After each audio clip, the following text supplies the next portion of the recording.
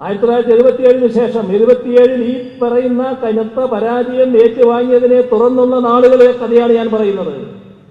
എന്താണ് കേരളമെന്ന് മനസ്സിലാക്കാനാണ് ഞാനത് പറയുന്നത്.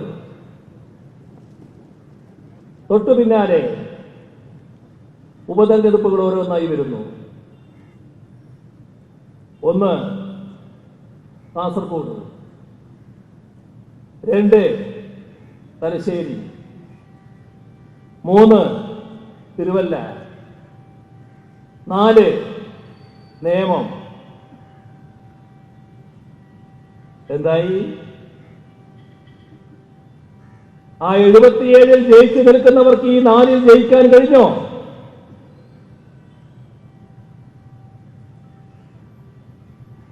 അതാണ് കേരളം,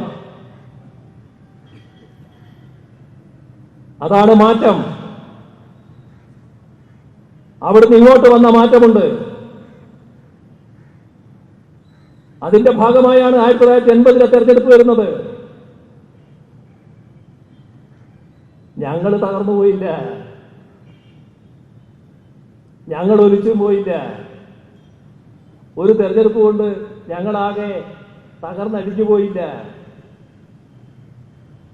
ഞങ്ങൾ ജനങ്ങളുടെ അടുത്ത് കാര്യങ്ങൾ പറഞ്ഞു. ആ പറഞ്ഞ കാര്യങ്ങൾ ശരിവെച്ചു, ജനങ്ങൾ ശരിവെച്ചു. അതിന്റെ ഭാഗമായാണ് തലശ്ശേരി വേണമെങ്കിൽ പ്രത്യേകമായിട്ടെണ്ണ ഈ പറഞ്ഞ 4 മണ്ഡലം, കാസർഗോഡായാലും തലശ്ശേരി ആയാലും തിരുവല്ല ആയാലും നേമമായാലും നല്ല രീതിയിൽ ജയിച്ച് ഞങ്ങൾ വന്നത്. മാറ്റം വന്നില്ലേ കേരളത്തിൽ? ജനങ്ങളുടെ ഇടപെടലിന്റെ ഭാഗമായി മാറ്റം വന്നില്ലേ? നമ്മുടെ വലതുപക്ഷ മാധ്യമങ്ങള് ഞങ്ങളെ ചിലതിങ്ങനെ ഓർപ്പിച്ചുകൊണ്ടിരിക്കുന്നുണ്ടല്ലോ. ചിലത് ഞാൻ തിരിച്ച് ഓർപ്പിച്ചു എന്ന് മാത്രമേ ഉള്ളൂ കേട്ടോ.